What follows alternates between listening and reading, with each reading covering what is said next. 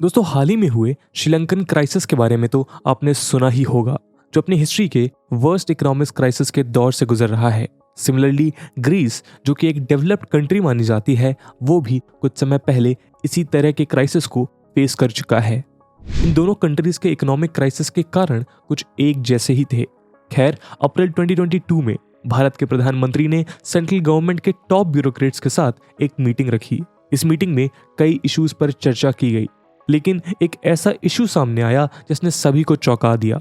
Bureaucrats ने प्रधानमंत्री को कुछ स्टेट्स की बिगड़ती फाइनेंशियल कंडीशन के लिए आगाह किया। इस मीटिंग में पंजाब, यूपी, आंध्र प्रदेश और वेस्ट बंगाल का नाम आया है। उन्होंने चिंता जताई है कि इन स्टेट्स के द्वारा अनाउंस की गई सोशल वेलफेयर स्कीम्स, जो सब्सिडीज और फ्रीबीज पर फोकस्ड हैं, के कारण इन स्टेट्स की हालत भी श्रीलंका और ग्रीस जैसी हो सकती है। ये स्टेट्स असेंबली इलेक्शंस के दौरान पॉपुलिस्ट स्कीम्स और फ्रीबीज अनाउंस करते हैं, जो इन्हें क्राइसिस की तरफ ढकेल रहे हैं।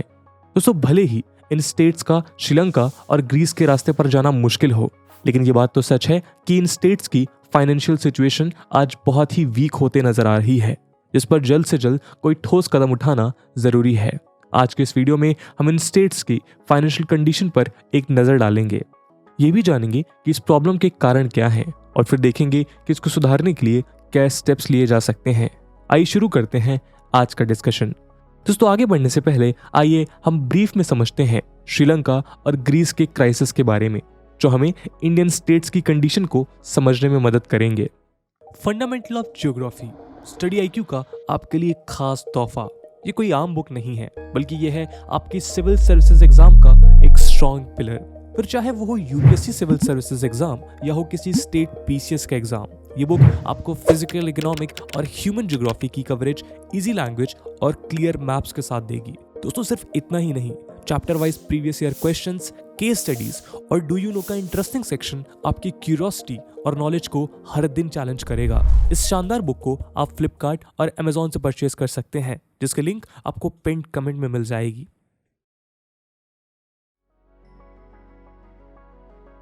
दोस्तों, श्रीलंका की बात करें तो पिछले दशक में वो फॉरेन डायरेक्ट इन्वेस्टमेंट यानी एफडीआई को अट्रैक्ट करने में असफल साबित हुई। साथ ही वो अपने एक्सपोर्ट्स को डाइवर्सिफाई नहीं कर पाया, यानी श्रीलंका के एक्सपोर्ट प्रोडक्ट्स बहुत ही कम थे। ऐसी स्थिति में उसकी ग्रोथ का कारण था इंटरनेशनल सोवरेन बॉन्ड्स और महंगी शॉर्ट टर्म एक्सटर्नल बोरोइंग।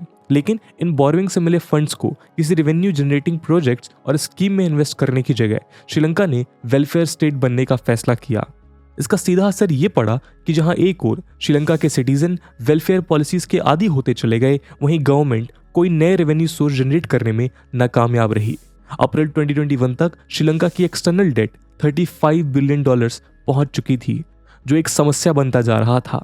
इसके साथ ही 2019 में श्रीलंका के प्रेसिडेंट गोटाबाया राजपक्षा ने 2 पॉपुलिस्ट स्कीम्स अनाउंस की, जहां उनकी सरकार ने टैक्स रेट्स को कट कर दिया। इस टैक्स कट के कारण जाहिर है कि सरकार का रेवेन्यू पहले से और कम हो रहा था। दूसरी पॉपुलिस्ट स्कीम थी ऑर्गेनिक फार्मिंग, जहां उन्होंने श्रीलंका को पूरी तरह से ऑर्गेनिक फार्मिंग में स्विच करने का वादा किया। ऑर्गेनिक फार्मिंग के फेल होने से फूड प्राइसेस बढ़ने लगे और ऊपर से कोविड-19 ने इकोनॉमी को पूरी तरह तबाह कर दिया। श्रीलंका का डेट टू जीडीपी रेशियो 110% के ऊपर चला गया। Debt to GDP ratio country की पब्लिक डेट और उसके जीडीपी का रेशियो कहलाता है। आसान भाषा में कहें तो ये रेशियो ये शो करता है कि कोई भी कंट्री कब तक अपनी नेशनल डेट पे कर पाएगी और उसमें कितना रिस्क है। जितना ज्यादा ये रेशियो, उतना ही मुश्किल होगा कंट्री के लिए डेट पे करना। किसी भी कंट्री के लिए 60% से ऊपर डेट टू जीडीपी रेशियो होना अनहेल्दी माना जाता है। श्रीलंका के साथ भी यही हुआ और वो अपनी डेट को पे नहीं कर पाया। डिटेल्ड एनालिसिस के लिए आप हमारे चैनल की वीडियोस देख सकते हैं। दोस्तों, श्रीलंका की तरह ही ग्रीस भी 2015 में अपनी एक्सटर्नल डेट रिपे करने में नाकामयाब रहा। ग्रीस के फाइनेंशियल क्राइसिस का कारण था स्ट्रक्चरल प्रॉब्लम्स, जिसमें टैक्स इवेजन को इग्नोर कर दिया गया। टैक्स इवेजन से सरकार के पास टैक्स रेवेन्यूज की कमी आ गई और धीरे धीरे कंट्री डेट पे करने में विफल रही। इतिहास में ऐसा पहली बार हुआ था कि एक डेवलप्ड कंट्री अपना डेट पेमेंट करने में फेल हुआ हो। दोस्तों, प्रधानमंत्री की मीटिंग में भले ही सिर्फ श्रीलंका और ग्रीस का नाम लिया गया था, लेकिन हमें बड़े पर्सपेक्टिव से समझना जरूरी है। आपको बता दें कि हमारे 2 और नेबर्स पाकिस्तान और नेपाल भी इसी तरह के क्राइसिस से गुजर रहे हैं। पाकिस्तान की सरकार नॉन डेवलपमेंटल और इकोनॉमिकली अनवायबल प्रोजेक्ट्स में खर्च कर रही है। जैसे Gwadar Kashgar railway line project को डेट लेकर बनाया जा रहा है। इसके साथ ही चाइना पाकिस्तान इकोनॉमिक कॉरिडोर यानी CPEC ने भी पाकिस्तान के डेट बर्डन को बढ़ा दिया है। इसका रिजल्ट ये हुआ है कि इन्फ्लेशन तेजी से बढ़ रहा है और साथ ही मैसिव एक्सटर्नल डेट इकट्ठा हो चुकी है। दूसरी तरफ अगर नेपाल की बात करें तो एक्सपर्ट्स ने नेपाल की फाइनेंशियल सिचुएशन को अलार्मिंग बताया है, जो एक क्राइसिस में कन्वर्ट हो सकता है। नेपाल की क्राइसिस का मेन कारण है एक्सपोर्ट्स का कम होना और इंपोर्ट्स लगातार बढ़ते ही जा रहे हैं, जिसके कारण कंट्री का टोटल ट्रेड डेफिसिट बढ़ता जा रहा है। इसको फाइनेंस करने के लिए या तो फॉरेन लोन्स ली जा रही हैं या फॉरेन रिजर्व्स का यूज किया जा रहा है। और दूसरा कारण है कोविड-19 पैंडेमिक के कारण डिक्रीज हुए फॉरेन रेमिटेंसेस, जो नेपाल की GDP के 1/4 हिस्से से भी ज्यादा कैरी करता है। लेकिन दोस्तों, अब सवाल ये उठता है कि श्रीलंका और ग्रीस की सिचुएशन को इंडियन स्टेट से कंपेयर क्यों किया गया। आइए जानते हैं आखिर प्रॉब्लम क्या है। दोस्तों, डेट टू GDP रेशियो की जो समस्या श्रीलंका और ग्रीस के लिए बताई, उसी तर्ज पर आज कई इंडियन स्टेट्स की हालत भी ऐसी ही बताई जा रही है। एक्सपर्ट्स का मानना है कि इसका मेन कारण है असेंबली इलेक्शंस के दौरान अनाउंस की जा रही पॉपुलिस्ट स्कीम्स और फ्रीबीज। इन एक्सपर्ट्स की माने तो ये स्कीम्स इकोनॉमिकली अनसस्टेनेबल हैं। मीटिंग में हुए डिस्कशन में कुछ स्टेट्स का नाम लिया गया, जैसे पंजाब, यूपी, आंध्र प्रदेश और वेस्ट बंगाल। एक्सपर्ट्स ने बताया है कि इन स्टेट्स की फाइनेंशियल सिचुएशन काफी प्रिकेरियस यानी अनस्टेबल है और अगर ये इंडियन यूनियन का हिस्सा ना होते तो अभी तक कोलैप्स हो चुके होते। लेकिन दोस्तों, समस्या का कारण क्या है? एक जनरल लेवल पे अगर बात करें तो इस सिचुएशन का प्राइमरी रीजन कोविड-19 पैंडेमिक को देखा जा रहा है, जिसके कारण इंडियन स्टेट्स के डेट लेवल बढ़ते गए। लेकिन आपको बता दें कि इकोनॉमिक एक्टिविटी में आया स्लो डाउन 2018-19 से ही शुरू हो चुका था, यानी पैंडेमिक के लगभग 2 साल पहले। इस पीरियड में स्टेट्स के खुद के टैक्स रेवेन्यूज में डिक्लाइन आने लगे, जिसके कारण उन्हें अपनी बोरोविंग्स बढ़ानी पड़ी, जिससे वो अपनी स्पेंडिंग को फाइनेंस कर पाते। स्टेट्स की पुअर फाइनेंशियल हेल्थ के लिए एक फैक्टर और भी रिस्पॉन्सिबल है और वो है सेंट्रल गवर्नमेंट की उज्ज्वल डिस्कॉम एश्योरेंस योजना यानी उदय स्कीम। इस स्कीम ने स्टेट गवर्नमेंट्स को इलेक्ट्रिसिटी डिस्ट्रीब्यूशन कंपनीज की 2015 तक की 75% डेट्स को टेक ओवर करने की अनुमति दे दी, जिसका दारोमदार जाहिर है पब्लिक एक्सचेकर पर आया। खैर, इसके अलावा कुछ स्टेट स्पेसिफिक फैक्टर्स भी हैं जिनके कारण इन स्टेट्स की फाइनेंशियल सिचुएशन खराब होती गई।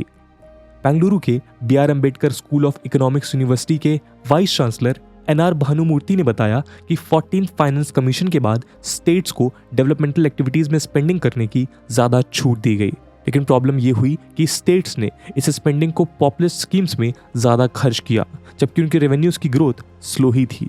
और क्योंकि हर स्टेट की इलेक्शन साइकिल अलग है, इसलिए हर स्टेट की पॉलिसीज भी अलग अलग हैं, जिनको समझना इसलिए जरूरी है जिससे पुअर फिजिकल हेल्थ के कारणों का पता लगाया जा सके। इन रीजंस के चलते डेट टू GSDP रेशियो लगातार बढ़ता जा रहा है। GSDP यानी ग्रॉस स्टेट डोमेस्टिक प्रोडक्ट। इस रेशियो से ये पता चलता है कि कोई भी स्टेट अपने एक्सपेंडिचर्स को पूरा करने में कितना सक्षम है। जैसे कि आप जानते हैं, कॉम्प्ट्रोलर और ऑडिट जनरल CAG स्टेट्स के फाइनेंसेस पर नजर रखता है। CAG का डेटा ये शो करता है कि कुछ स्टेट्स के इंटरेस्ट पेमेंट पिछले 5 सालों में उनके रेवेन्यूज के मुकाबले ज्यादा तेजी से बढ़ रहे हैं, जिसका रिजल्ट ये हुआ है कि वो अब एक डेट ट्रैप में फंस चुके हैं और उनकी डेट्स अनसस्टेनेबल हो चुकी हैं। आपको बता दें कि इस कॉन्टेक्स्ट में किसी भी एक्सटर्नल लोन के लिए दिए जाने वाले इंटरेस्ट को इंटरेस्ट पेमेंट बोला जाता है, जो कि टाइम पर पे करना जरूरी होता है। 2017 में सेंट्रल गवर्नमेंट के फिजिकल रिस्पॉन्सिबिलिटी और बजट मैनेजमेंट पैनल ने सजेस्ट किया कि गवर्नमेंट को अपनी डेट GDP की 60% तक रखनी चाहिए और ये टारगेट 2022-23 ईयर के लिए रखा गया था। इस 60% में 40% की सीलिंग सेंट्रल गवर्नमेंट के लिए सेट की गई थी और 20% स्टेट के लिए। इस कॉन्टेक्स्ट में आइए देखते हैं इंडियन स्टेट की फाइनेंशियल सिचुएशन क्या है। आप सभी जानते हैं कि रिसेंटली पंजाब और उत्तर प्रदेश में असेंबली इलेक्शंस खत्म हुए। इलेक्शंस के चलते दोनों स्टेट्स की पॉलिटिकल पार्टीज ने पॉपुलिस्ट स्कीम्स अनाउंस की। पंजाब की बात करें तो आम आदमी पार्टी के पावर में आने के पहले उन्होंने हर महीने 300 यूनिट्स फ्री इलेक्ट्रिसिटी अनाउंस की और साथ ही हर महिला को 1000 रुपये हर महीने देने का वादा किया गया। एक्सपर्ट्स का मानना है कि इन स्कीम से पब्लिक एक्सचेकर को लगभग 20,000 करोड़ सालाना का खर्च उठाना पड़ेगा और ये तब हो रहा है जब पंजाब की आउटस्टैंडिंग डेट पिछले 5 सालों में 1 लाख करोड़ और बढ़कर टोटल 2.82 लाख करोड़ हो चुकी है। पंजाब का डेट टू जीएसडीपी रेशियो 2021-22 में 53% है, जो पूरे इंडिया में सबसे ज़्यादा है, जबकि एक हेल्दी स्टेट के लिए 20% की आइडियल लिमिट को सेट किया गया है। वहीं दूसरी तरफ उत्तर प्रदेश की बात करें तो यहाँ की रूलिंग पार्टी ने फ्री एलपीजी सिलेंडर्स अनाउंस किए। यूपी के इंटरेस्ट पेमेंट्स उसके रेवेन्यूज के मुकाबले ज़्यादा तेजी से बढ़ रहे हैं। सीएजी डेटा के अनुसार पिछले 5 सालों में यूपी के इंटरेस्ट पेमेंट्स में 6% की ग्रोथ देखी गई है। वहीं उसके रेवेन्यूज की ग्रोथ 5% है, यानी रेवेन्यूज के अभाव में यूपी की इकोनॉमी भी डेट ट्रैप में फंस सकती है। इसके अलावा राजस्थान, छत्तीसगढ़ और आंध्र प्रदेश की डेट सिचुएशन इससे भी बदतर है। आंध्र प्रदेश की आउटस्टैंडिंग डेट 2021-22 में 3.89 लाख करोड़ है और उसका डेट टू जीएसडीपी रेशियो 32.4% है। राजस्थान और छत्तीसगढ़ ने खत्म की गई पेंशन स्कीम्स को फिर से शुरू करने का फैसला किया है, जिनके लिए उन्होंने रेवेन्यू के सोर्सेस पर फोकस नहीं किया है। जाहिर है कि इससे उनकी डेट बढ़ने ही वाली है। राजस्थान का डेट टू जीएसडीपी रेशियो है 39.8%। आखिरी है वेस्ट बंगाल, जहां कई एग्रीकल्चर रिलेटेड स्कीम्स चलाई जा रही हैं। इसमें सबसे प्रोमिनेंट है कृषक बंधु स्कीम, जो सेंट्रल गवर्नमेंट की पीएम किसान इनिशिएटिव की एक काउंटर स्कीम है। इस स्कीम के तहत हर किसान को 6,000 रुपीज सालाना फिजिकल असिस्टेंस के तौर पर दिया जाएगा। इन्हीं स्कीम्स के कारण वेस्ट बंगाल का डेट टू जीएसडीपी रेशियो 38.8% पहुंच चुका है। इसी तरह और स्टेट्स और यूनियन टेरिटरीज भी हैं, जैसे जम्मू एंड कश्मीर, छत्तीसगढ़, मध्य प्रदेश और हिमाचल प्रदेश, जिनका फिजिकल डेफिसिट बहुत ही हाई है। तो दोस्तों, आरबीआई का इस पर क्या कहना है, आइए देखते हैं। नवंबर 2021 की एक रिपोर्ट में आरबीआई ने यह हाईलाइट किया कि टोटल 18 स्टेट्स का डेट टू जीएसडीपी रेशियो 31.2% पहुंच चुका है। ये फिगर 10 ईयर्स पहले 22.6% था, जबकि एनके सिंह द्वारा हेडेड एफआरबीएम कमेटी ने 2022-23 तक ये फिगर 20% तक पहुंचाने का सजेशन दिया था। आरबीआई की रिपोर्ट में ये सामने आया है कि स्टेट्स की मार्केट बोरोइंग स्टेट्स की जीडीपी का 63% पहुंच चुकी है। आपको बता दें कि स्टेट्स और यूनियन टेरिटरीज की टोटल आउटस्टैंडिंग डेट में सबसे ज्यादा बड़ा शेयर मार्केट बोरोइंग का ही होता है। मार्केट बोरोइंग वो लोन है जो गवर्नमेंट्स सिक्योरिटीज के माध्यम से रेज करती हैं। आरबीआई ने सजेस्ट किया है कि जल्द से जल्द स्टेट गवर्नमेंट्स को क्रेडिबल स्टेप्स लेना जरूरी है, जिससे उनकी डेट्स सस्टेनेबल हो सके। दोस्तों, आखिरी सवाल ये उठता है कि आखिर स्टेट्स के रेवेन्यू सोर्सेज कम क्यों हैं? वैसे तो स्टेट्स को सेंट्रल रेवेन्यूज और जीएसटी का कुछ पोर्शन दिया जाता है, लेकिन स्टेट्स के इंडिपेंडेंट इनकम सोर्सेज बहुत कम हैं, जैसे अल्कोहल पर एक्साइज, पेट्रोल पर वैट, प्रॉपर्टी स्केल और मोटर व्हीकल रजिस्ट्रेशन से आने वाला रेवेन्यू। इसके बावजूद भी उन्हें हेल्थ, सोशल वेलफेयर और बाकी क्रिटिकल एरियाज में भी स्पेंडिंग करना है।